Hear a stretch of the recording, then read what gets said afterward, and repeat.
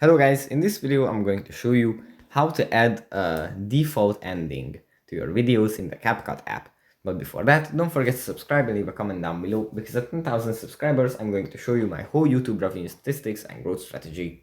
So without further ado, let's just jump right into it. First we have to open up the CapCut app, and here it usually opens up in the edit menu, where we can start new projects, continue older ones, and get creative.